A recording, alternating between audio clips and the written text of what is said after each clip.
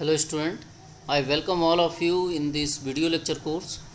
तो देखिए, आज जो कांस्टेंट कोफिशिएंट का ये थर्ड लेक्चर है। इससे पहले हमने कांस्टेंट कोफिशिएंट पे 2 लेक्चर कवर किए हैं, लेक्चर नंबर 11 एंड 12।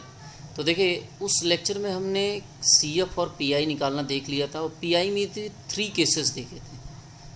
और देखिए, जिन लोगों को, उससे पहले मैं आपको थोड़ा सा बता दूं कि जिन लोगों ने अगर ये इससे पहले के लेक्चर मिसिंग हैं वो यहाँ पे प्लेलिस्ट में जाके देख सकते हैं। डिफरेंशियल इक्वेशन है, इसके अलावा भी मैंने इंजीनियरिंग मैथमेटिक्स से रिलेटेड बहुत सारे टॉपिक इंक्लूड किए हैं। मल्टीपल इंटीग्रल है, आपका कॉम्प्लेक्स वेरिएबल है, न्यूमेरिकल मेथड है। तो इन टॉपिक्स वो भी आप यहाँ प्लेलिस्ट में जाके कवर कर सकते हैं।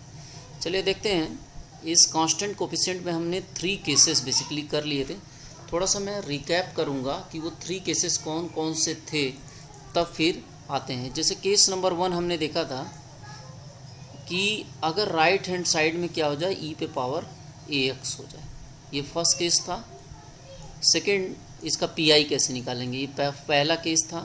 इसके बाद सेकंड केस हमने देखा था अगर राइट हैंड साइड में r = x से पावर n हो, ठीक है। और थर्ड केस अगर आपको याद हो तो थर्ड केस हमने देखा था r = राइट हैंड साइड में cos ax हो, ठीक है, या फिर sin ax हो। तो इन सारे प्रॉब्लम को कैसे हैंडल करेंगे, इसके लिए 3 केसेस देख चुके थे। This is the fourth case. Fourth case में देखिए क्या है, ये वो केस है अगर राइट हैंड साइड में e पे पावर x के साथ कोई फंक्शन मल्टीपल हो फाई x, ठीक है। अगर e पे पावर ax के साथ कोई फंक्शन आता तो उसका PI कैसे निकालेंगे। तो देखिए, इस केस में कुछ नहीं करना है, e पे पावर ax और फाई x है, तो e पे पावर ax को आप इस साइड में ले जाएंगे, ठीक है, लेफ्ट साइड में, या इसका PI निकाल लेंगे। और जहाँ जहाँ d था यहाँ डिनोमिनेटर में d is replace by basically d+1, ठीक है। e पे पावर x इधर मूव कर जाएगा, इससे PI इसका निकल जाएगा। और d क्या होगा, d is replace by d+a। और राइट हैंड साइड में सिर्फ फाई x बचेगा, एक फंक्शन बचेगा, सिंगल फंक्शन। और आपने यहाँ पे सिंगल फंक्शन का ऑलरेडी इससे पहले मैंने आपको लेक्चर में बताया ही था कि सिंगल फंक्शन का PI कैसे निकालते हैं। तो सिंपली आपका अगर कहीं भी e पे पावर ax के साथ मल्टीपल कोई फंक्शन आता है तो e पे पावर ax को कहाँ मूव कराएंगे, लेफ्ट हैंड साइड में मूव कराएंगे, और d को किससे रिप्लेस कर देंगे, d+a से, ठीक है। बस आपको ये ध्यान रखना। चलिए, ये एग्जांपल है, इस एग्जांपल से ज़्यादा क्लियर हो जाएगा। देखिए, यहाँ राइट हैंड साइड में e पे पावर ax के साथ cos x मल्टीप्लाई, यानी e पे पावर ax को हम रिप्लेस कर सकते हैं, ठीक है ना। तो देखिए किस तरीके से इसे सॉल्व करेंगे। Solve d2i/dx² - 2dy/dx + 2i = e पे पावर x cos x। ये क्वेश्चन है आपका। तो इस तरीके के प्रॉब्लम को इस तरीके से हम लिख सकते हैं, d2 - 2d + 2y = e⁻x cos x। This is basically equation number 1। तो इसका कंप्लीट सोल्यूशन y = क्या हो जाएगा, complementary function plus particular integral CF + PI, ठीक है। और CF आपको निकालना बता ही चुका हूँ। CF means solution of left hand side. तो लेफ्ट हैंड साइड का सोल्यूशन क्या होगा, d² - 2d + 2y = 0, या d की जगह क्या पुट करेंगे, m। तो m² - 2m + 2 = 0, या यहाँ से m की वैल्यू क्या निकल जाएगी, m = -b। देखिए, यहाँ सिद्धाचार्य फार्मूला लगा दिया, -b यानी माइनस माइनस का +2 हो जाएगा, प्लस माइनस √b² b² - -2 का होल स्क्वायर यानी 4 - 4ac। 4 a की जगह यहाँ पे 1 है और c की जगह यहाँ 2 है, अपॉन 2a। a की जगह 1 है तो 2 × a। सिद्धाचार्य फार्मूला आपको याद होना चाहिए क्वाड्रेटिक इक्वेशन के लिए। क्वाड्रेटिक इक्वेशन ही है 2nd डिग्री का। तो देखिए, यहाँ से सिंप्लीफाई करेंगे, 2 + -√4 - 8 आ गया, और 4 - 8 का मतलब √-4 आ गया। देखिए, √-4 आ गया, और इसको आप क्या लिख सकते हैं, इसको सिंपली लिख सकते हैं 2 का स्क्वायर, और 1 को क्या लिख सकते हैं, i का स्क्वायर। i की वैल्यू क्या होती है, √-1, या आप लिख सकते हैं i² = -1। तो यहाँ से इसका रूट निकालेंगे तो 2i आ जाएगा, और यानी इसका रूट हो जाएगा 1 ± 2i। देखिए, यहाँ बेसिकली 2i आता और 2 आता, तो 2 कैंसिल, और 2 से 2 कैंसिल, यानी सिंपली i बचेगा, ठीक है। देखिए, 2i आता और यहाँ भी 2 है, तो 2 से ये 2 और 2i से भी 2 कैंसिल हो जाएगा, 1 ± i हो जाएगा। तो देखिए, अब जो रूट आया वो कॉम्प्लेक्स रूट आया, और कॉम्प्लेक्स रूट के केस में आपको बताया हूँ कि CF कैसे निकलता है। ये अल्फ़ा हो जाता है, e पे पावर α x, अल्फ़ा की जगह 1 है, सेकेंड ब्रैकेट में हो जाएगा C1 cos βx, बीटा की जगह 1, और plus C2 sign beta x, beta की जगह यहाँ 1, तो CF इक्वल टू क्या आ जाएगा ई पे power x C1 cos x plus C2 sign x. तो यहाँ आपका CF निकल गया, किसका, इस क्वेश्चन का CF निकल गया। अब आते हैं क्वेश्चन PI, और PI इसका इंपॉर्टेंट है। तो PI देखिए, PI equal to 1/d² minus 2d plus 2 किस पे ऑपरेट होगा, ई पे पावर एक्स cos x, यही तो राइट हैंड साइड है। आपको ध्यान देना है कि राइट हैंड साइड ई पे power x into cos x है। अभी आपको जस्ट बताया, अगर ई पे पावर एक्स के साथ कोई भी फंक्शन आता है तो ई पे पावर एक्स का PI निकाल के इधर मूव करा देंगे, तो ये चला जाएगा ई पे पावर एक्स, और डी किससे रिप्लेस होगा, d is replace by d plus a, ठीक है, d is replace by d plus a, और ए की जगह क्या है आपका, यहाँ देखिए ए की जगह 1 है, तो ये हो जाएगा जहाँ जहाँ डी है वहाँ डी प्लस 1 हो जाएगा, तो 1 ई पे पावर एक्स ऊपर चला आया, ये डी प्लस 1 का whole square minus 2 into D की जगह डी प्लस 1 और प्लस 2 किस पे ऑपरेट होगा, कॉस एक्स। इसको आप सिंप्लीफाई करिए, तो इसको सिंप्लीफाई करने डी स्क्वायर प्लस 1 बचेगा। सिंप्लीफाई करके देख लीजिए, ये देखिए ए प्लस बी का होल स्क्वायर यानी डी स्क्वायर ए स्क्वायर प्लस 1 का स्क्वायर करेंगे 1 ही आएगा, और प्लस 2d आ जाएगा, a square plus b square plus 2ab, और इस ब्रैकेट को ज़रा ओपन करिए तो -2 इंटू डी यानी -2d, ठीक है, और इस -2 को 1 से मल्टीप्लाई करेंगे आपका -2 और आपका +2 पहले से है, ठीक है। तो देखिए +2 -2 ये कैंसिल हो जाएंगे यहाँ से, और यहाँ से +2d और -2d ये भी कैंसिल हो जाएगा, सिंपली बचेगा d² प्लस 1 ई पे पावर एक्स cos x। अब आप ध्यान दीजिए, आपको बता चुका हूँ कि अगर राइट हैंड साइड में सिर्फ cos ax आवे तो उसके लिए क्या करते हैं, d² को किससे रिप्लेस करते हैं, d² is replace by basically -a², किससे रिप्लेस होता है, -a²। लेकिन यहाँ पे एक और क्वेश्चन मार्क है कि अगर -a² से रिप्लेस करते तो होगा क्या, a की जगह क्या है यहाँ 1, तो देखिए अगर d² की जगह -a² यानी -1² करता हूँ तो -1² यानी -1 ही आएगा। देखिए -1² है, -1 का होल स्क्वायर नहीं है, ठीक है, -1² यानी -1 आएगा, और यहाँ -1 + 1 रखेंगे तो क्या हो जाएगा 0, और अगर 0 आ जाता तो उस केस को भी मैं आपको बता चुका हूँ कि अगर 0 आ जाए तो फंक्शन में सिंपली x से मल्टीप्लाई करेंगे यानी न्यूमरेटर में, और डिनोमिनेटर को डिफ्रेंशिएट करेंगे विथ रिस्पेक्ट टू d, तो हो जाएगा 2d, ऊपर हो जाएगा ex। अब देखिए इसको अलग कर लीजिए, x ई पे पावर x/2 को, और 1/d है, 1/d का मतलब क्या होता है, एक बार इंटीग्रेशन, आपको इससे पहले वाले लेक्चर में ऑलरेडी मैं बता चुका हूँ, d का मतलब डिफ्रेंशिएशन और 1/d का मतलब इंटीग्रेशन एक बार, तो 1/d cos x का एक बार इंटीग्रेशन करेंगे क्या आएगा, sin x आएगा, ठीक है। तो आपका PI निकल गया, देखिए CF भी निकल गया, और PI, CF आपका हो गया ई पे power x C1 cos x plus C2 sin x, और PI आपका हो गया x ई पे पावर x 2 sin x। तो देखिए यहाँ से आप नोट करिए, कंप्लीट सोल्यूशन क्या हो जाएगा, y = CF प्लस PI, ये आपका CF हो गया, e⁻x C1 cos x plus C2 sin x, और PI अभी आपने यहाँ पे निकाला x ई पे power x/2 sin x। So this is your complete solution. तो अगर राइट हैंड साइड में कहीं ई पे पावर x वाला टर्म आए तो उसको कैसे हैंडल करेंगे ये आपने यहाँ पे देख लिया। चलिए अब नेक्स्ट क्वेश्चन देखते हैं, और जहाँ पे ई पे पावर x है राइट हैंड साइड में, तो सॉल्व d⁻4 - 1 y = ई पे पावर x cos x। तो इसका कंप्लीट सोल्यूशन क्या होगा, y = CF प्लस PI। तो इसका CF देखिए क्या होगा, CF means left hand side का सोल्यूशन, यानी इसका सोल्यूशन d⁻4 - 1 y = 0। तो पुट कर दीजिए d की जगह क्या, आप m, तो m⁻4 - 1, और देखिए बेसिकली ये a² - b² है, m पे पावर 4 को हम क्या लिख सकते हैं, m² का होल स्क्वायर, देखिए m² का होल स्क्वायर और -1 का स्क्वायर, यानी a² - b² का फार्मूला लगा सकते हैं। तो a प्लस b यानी m² प्लस 1, और दूसरे ब्रैकेट में क्या हो जाएगा a - b यानी m² - 1। अब देखिए इसको फिर आप ब्रेक कर सकते हैं, a² - b² से m² - 1 है, तो a - b और a प्लस b हो जाएगा, दिस मीन्स दैट m - 1 और m प्लस 1 और m² प्लस 1 यहाँ आपका बचा = 0। तो यहाँ m की वैल्यू क्या हो जाएगी 1, m की वैल्यू हो जाएगी इससे -1, और इससे m की वैल्यू हो जाएगी ±i, ठीक है। अब देखिए इसका CF क्या हो जाएगा, देखिए ये दोनों जो रूट आए ये रियल है और डिफरेंट है, तो ये हो जाएगा C1 ई पे पावर x प्लस C2 ई पे पावर माइनस एक्स, एक बार +1 हो जाएगा, एक बार -1 हो जाएगा एक्सपोनेंशियल में। और ये कॉम्प्लेक्स रूट के लिए भी आपको बता चुका हूँ सी एफ क्या होता है। ई पे पावर अल्फ़ा, अल्फ़ा की वैल्यू देखिए यहाँ पे क्या है 0 है, तो ई पे पावर अल्फ़ा 0 यानी 1 हो जाएगा। और यहाँ बीटा की जगह 1 है, तो C3 cos beta x plus C4 sign beta x, beta की जगह 1, C3 cos x plus C4 sign x.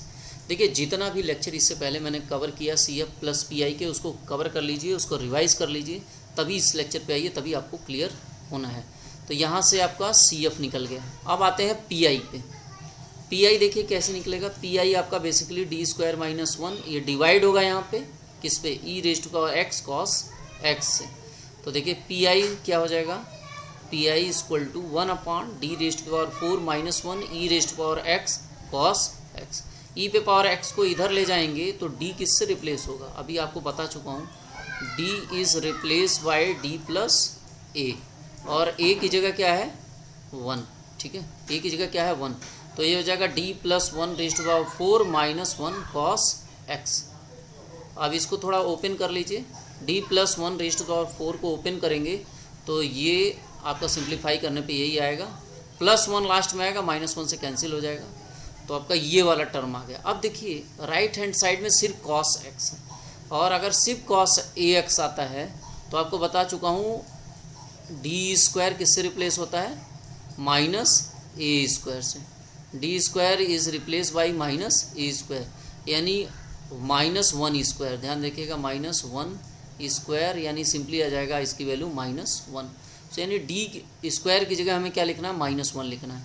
तो देखिए यहाँ d पे पावर 4 है, इसको d² के टर्म में लिख सकते हैं, d² का होल स्क्वायर, और d² की जगह हम लिख सकते हैं -1, तो -1 का whole square plus 6, d × d² लिख सकते हैं, d³ को क्या लिख सकते हैं, d × d², तो d हो गया, और d² की जगह लिख दिया -1, तो -1 × d, और यहाँ पे सिंपली d², तो d² की जगह -1 और 4 ऐसे का ऐसा प्लस 6d हो गया। अब ध्यान दीजिए इसको आप सिंप्लीफाई करेंगे तो देखिए +1 -60 -4 और +60, तो देखिए ये 60 प्लस और ये माइनस एक दूसरे को कैंसिल करेंगे, और -4 देखिए इसको कैंसिल हो जाएगा, -4 और +1 यानी -3 आ जाएगा, तो ये सिंपली हो गया e⁻x cos x / 3 माइनस के साथ। तो देखिए ये आपका PI निकल गया, ठीक है। और कंप्लीट सोल्यूशन क्या हो जाएगा इसका, CF प्लस PI। CF आपको अभी निकलवाया ही था ऊपर, C1 e⁻x plus C2 e⁻−x plus C3 cos x plus C4 sin x। देख लीजिए CF अभी जस्ट हमने ऊपर कैलकुलेट किया, यही C1 e⁻x C2 e⁻−x plus C3 cos x plus C4 sin x। और PI भी हमने निकाल लिया, क्या निकल गया, e⁻x cos x / 3 माइनस के साथ, तो वो यहाँ पे हमने लिख लिया।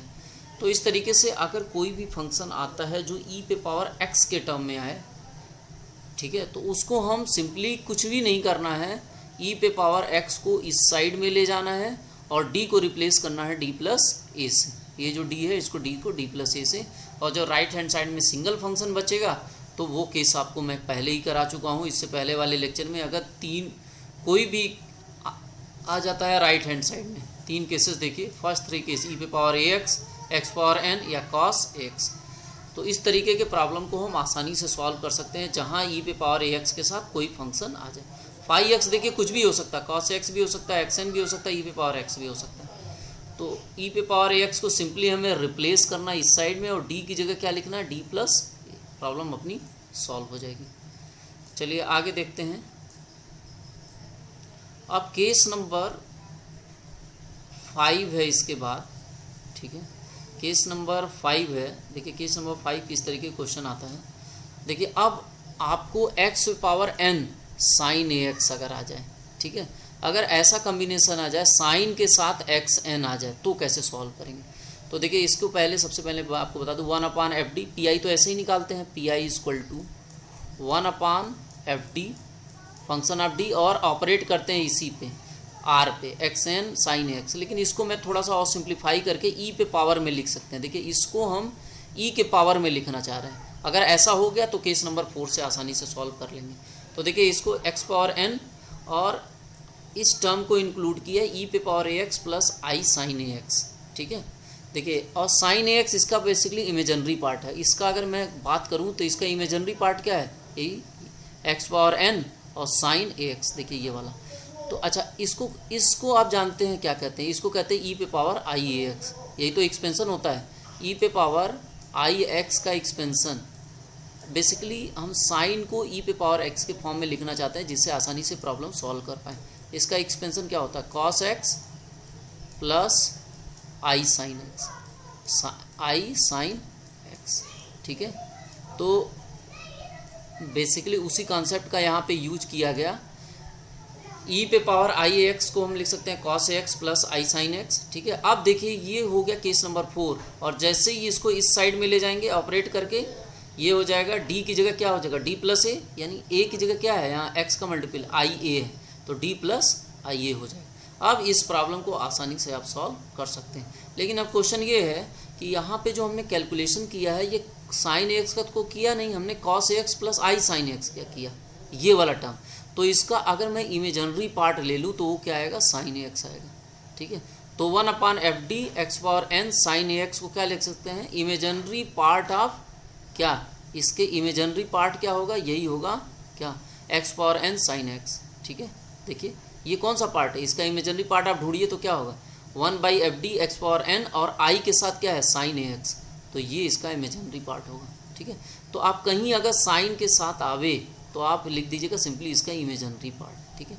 और कॉस एक्स के साथ आए तो क्या लिख सकते हैं, इसी तरीके से रियल पार्ट, क्या लिख सकते हैं, ये टर्म क्या लिख सकते हैं, रियल पार्ट ऑफ दिस, इसका रियल पार्ट क्या होगा, यही तो होगा x power n cos a x.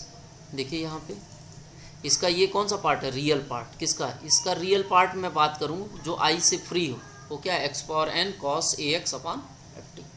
तो इस तरीके से अगर कहीं प्रॉब्लम आ जाए x power n sine a x का या x power n cos a x का, तो x power n sine x को आप क्या करेंगे, इमेजनरी पार्ट ऑफ दिस, और अगर कॉस ए एक्स आ जाता है तो क्या करेंगे आप, रियल पार्ट कर देंगे इसी टर्म का, ठीक है। चलिए मैं आपको एक क्वेश्चन दिखाता हूँ इस पे, solve d2i upon D x square minus 2dy/dx plus y equal to x sine x है। अब देखिए यहाँ e पे पावर x नहीं है, e पे पावर x में हम इसको कन्वर्ट कर सकते हैं, ठीक है।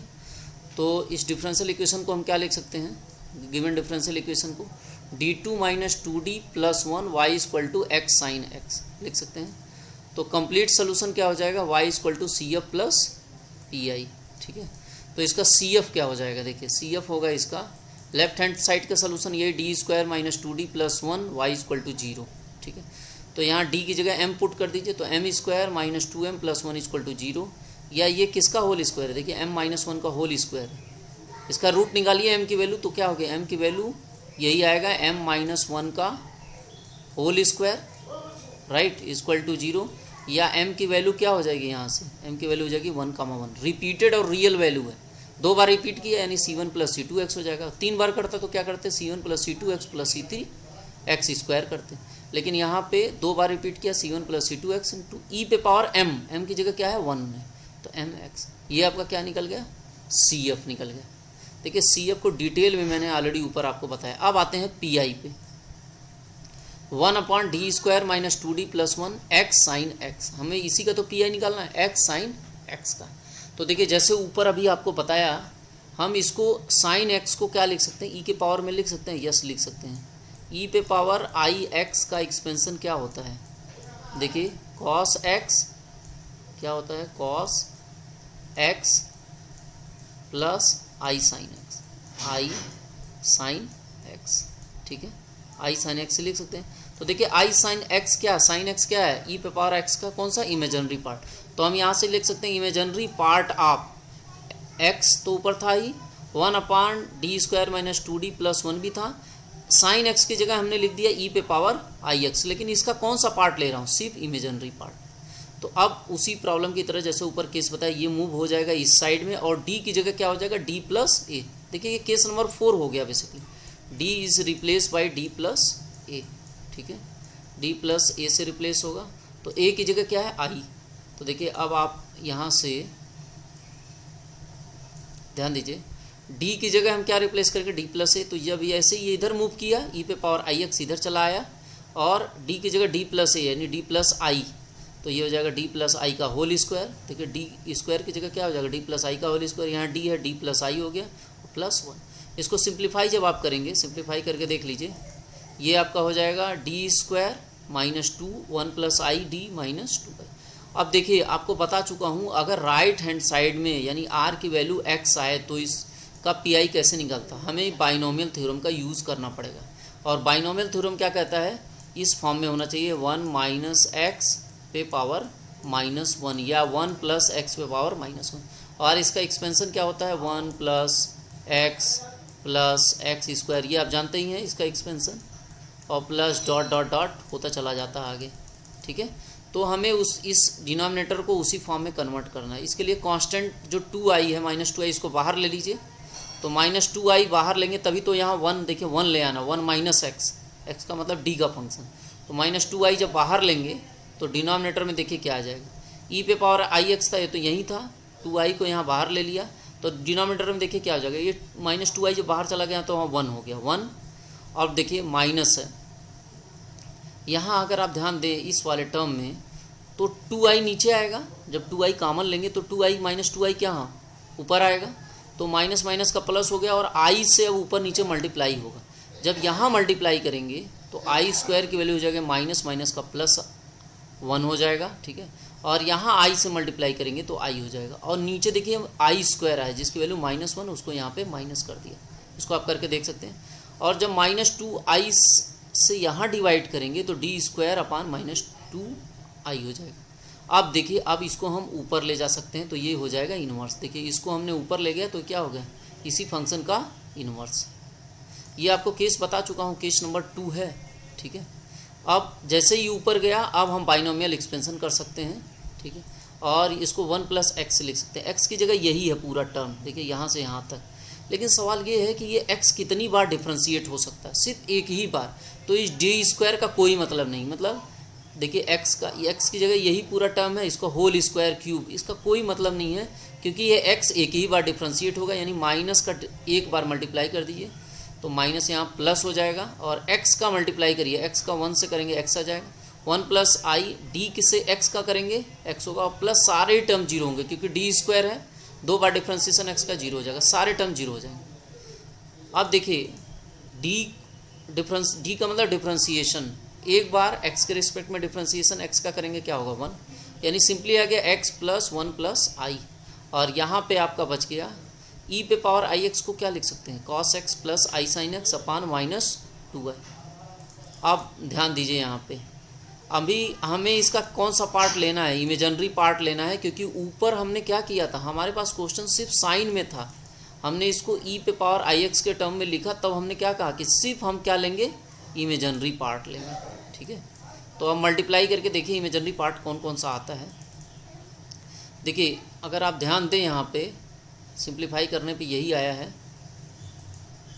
हाँ, अगर आप इसको इमेजिनरी पार्ट निकालने की कोशिश करें, देखिए यहाँ भी इसको मल्टीप्लाई करके सिंप्लीफाई कर लिया है इसने। ठीक है, तो अगर देखिए cos x plus i sine x आया, देखिए आई से दोनों साइड में मल्टीप्लाई कर दिया और कुछ नहीं किया।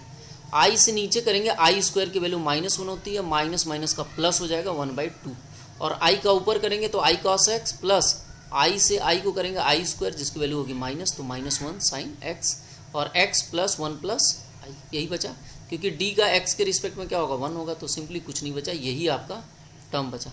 अब इसमें कौन सा टर्म लेना है, इमेजिनरी पार्ट जिसमें i आया हुआ है। तो देखिए i कहाँ आएगा, x से मल्टीप्लाई करेंगे ये i आएगा 1/2 cos x इंटू एक्स, इसमें आएगा i, और कहाँ i आएगा, i का अगर 1 के साथ करते हैं यहाँ भी आएगा, देखिए तो 1/2 cos x ये भी हो जाएगा i के साथ, और देखिए i का i से करेंगे तो ये रियल बन जाएगा, वो लेना नहीं है। अब बचा i का साइन के साथ, यहाँ ये टर्म ही बचेगा, तो 1/2 साइन x इंटू आई बचेगा, तो ये आपका इमेजिनरी पार्ट हो गया। ठीक है, तो यही इसका पी हो गया। तो ऐसे प्रॉब्लम को इस तरीके से आप हैंडल करेंगे। तो कंप्लीट सोल्यूशन क्या हो जाएगा, y = CF प्लस पी आई, और CF की वैल्यू आपने अभी ऊपर कैलकुलेट कर रखी है।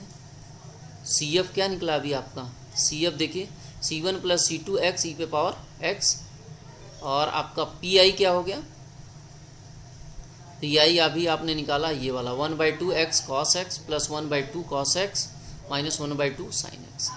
तो ये वाला टर्म आपका पी आई हो गया और ये वाला टर्म आपका सी एफ हो गया। तो इस तरीके से कंप्लीट सोल्यूशन निकल गया। चलिए इस पे एक प्रॉब्लम और देखते हैं। देखिए यहाँ एक क्वेश्चन और है, solve d2i/dx² minus 2dy/dx plus y equal to x e पे पावर एक्स साइन एक्स। अब देखिए यहाँ भी इस तरीके का प्रॉब्लम आ गया जहाँ एक्सपोनेंशियल भी टर्म है, साइन भी है, एक्स भी है। तो चलिए इसको सबसे पहले सोल्यूशन तो वैसे ही निकलेगा C F plus P I. The given differential equation which is d² minus 2d plus 1 y equal to x e पे पावर एक्स साइन एक्स। तो इसका कंप्लीट सोल्यूशन या जनरल सोल्यूशन क्या होगा, y equal to C F plus P I. अब देखिए C F क्या होगा, सी एफ तो लेफ्ट हैंड साइड का सोल्यूशन होता है, यानी d² minus 2d plus 1 y equal to 0, या पुट कर देंगे d की जगह m, तो m² minus 2m plus 1 equal to 0, या ये किसका होल स्क्वायर है, देखिए ये कुछ नहीं है, a माइनस बी का होल स्क्वायर है, a माइनस बी का यानी m माइनस 1 का होल स्क्वायर है। तो यहाँ से आपकी m की वैल्यू क्या निकल जाएगी, दो वैल्यू 1,1 निकल जाएगा। तो रिपीटेड रूट है, और रिपीटेड रूट में क्या करेंगे आपको बता चुका हूँ, दो बार रिपीट करा यानी c1 प्लस c2x, अगर तीन बार करता तो c1 plus c2x plus c3x² करता, ठीक है। तो यहाँ से c1 प्लस c2x और e पे पावर mx, m की जगह क्या है 1, ठीक है। तो ये आपका CF निकल गया अगर रियल और रिपीटेड रूट हो। चलिए PI पे आते हैं। PI देखिए क्या हो जाएगा 1/, अच्छा इसको हम क्या लिख सकते हैं, देखिए d-1 का होल स्क्वायर लिख दिया, किसको, d² माइनस 2d प्लस 1 को क्या लिख सकते हैं, d-1 का होल स्क्वायर, यही यहाँ जो लिखा था मैंने, देखिए d-1 का whole square a² plus b² minus 2ab, ठीक है। तो यहाँ से उसको लिख दिया 1/d-1 का होल स्क्वायर, और PI किसका निकालना, इसी का, x ई पे पावर x साइन x का।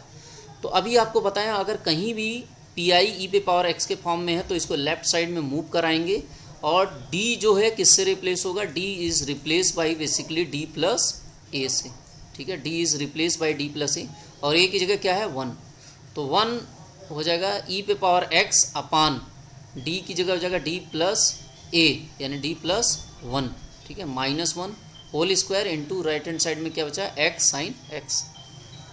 अब देखिए +1 और -1 कैंसिल हो गया यानी सिंपली आ गया 1/d²। अच्छा 1/d² किस पे ऑपरेट होगा, x साइन x पे, और 1/d² का मतलब क्या है आपको बता चुका हूँ, अगर d है तो डिफ्रेंसिएशन है, 1/d है इसका मतलब इंटीग्रेशन है, d का मतलब डिफ्रेंसिएशन, 1/d का मतलब इंटीग्रेशन, लेकिन वहाँ d² यानी दो बार इंटीग्रेशन करना पड़ेगा, किसका, x साइन x का। तो चलिए पहली बार इंटीग्रेशन करते हैं और 1/d को मैं बाहर छोड़ देता हूँ और एक 1/t यानी इंटीग्रेशन को ऑपरेट करते हैं, x साइन x dx। तो इसको देखिए कैसे आप सॉल्व करेंगे। फर्स्ट फंक्शन, ये difference product of two function से इंटीग्रेशन होगा, first function integration of second function, x sine x का इंटीग्रेशन क्या होगा, माइनस कॉस साइन x का माइनस कॉस x प्लस यहाँ माइनस होगा बेसिकली, और differentiation of first function x का 1 हो जाएगा, साइन x का माइनस होगा, ठीक है, और फिर कॉस x का माइनस कॉस x होगा, फिर कॉस का फिर करेंगे, फिर आपका साइन x हो जाएगा, ठीक है। इसको करके देख लीजिए फर्स्ट फंक्शन सेकंड फंक्शन से, फर्स्ट फंक्शन साइन x का इंटीग्रेशन माइनस कॉस x होगा, plus differentiation of first function यानी x का 1 हो जाएगा, साइन x का इंटीग्रेशन आपका माइनस कॉस आएगा, और फिर कॉस का करेंगे साइन x आ जाएगा, ठीक है। अब देखिए अभी एक ही बार हमने इंटीग्रेट किया, एक बार और हमें इसे इंटीग्रेट करना 1/d, एक बार और इंटीग्रेट करना है, तो ये हो जाएगा इसका इंटीग्रेशन, फिर प्रोडक्ट ऑफ टू फंक्शन से करेंगे, फर्स्ट फंक्शन साइन यानी x integration of second function, cos का क्या हो जाएगा इंटीग्रेशन साइन, ठीक है, और माइनस माइनस का फिर प्लस, और कॉस का इंटीग्रेशन करेंगे तो आपका साइन आएगा, और साइन का करेंगे फिर माइनस कॉस x आ जाएगा, ठीक है। तो ये हो गया फर्स्ट फंक्शन सेकंड फंक्शन से इंटीग्रेशन, करके देख लीजिए आप, और साइन x का इंटीग्रेशन होता है माइनस कॉस x। तो देखिए माइनस माइनस माइनस सब आ गया, माइनस को हमने बाहर ले लिया ई पे पावर x, और कॉस x दो बार है 2 cos x हो गया, तो x sine x 2 cos x। तो इस तरीके से हमने कैलकुलेट कर लिया क्या, PI। तो कंप्लीट सोल्यूशन क्या हो जाएगा, y equal to CF plus PI, और CF आपने ऊपर अभी कैलकुलेट ही कर रखा है क्या, C1 प्लस C2x ई पे पावर x, और पी आई अभी जस्ट हमने कैलकुलेट किया, माइनस ई पे power x, x sine x plus 2 cos x. तो देखिए ये this is basically C F and this is P I. तो यहाँ तक देखिए हमने सारे ही प्रॉब्लम कर लिए सी एफ और पी आई से रिलेटेड। टोटल 5 केसेस हमने सॉल्व किया हम पी आई के, और सी एफ निकालने के आपको बता दिया 6 मेथड या 6 टाइप के केसेस हैं। तो आपको फिर एक बार पी आई के केस में रिपीट कर देता हूँ। पहला केस था ई पे पावर ए एक्स, ठीक है, ई पे power a x. Second case था एक्स पे पावर एन।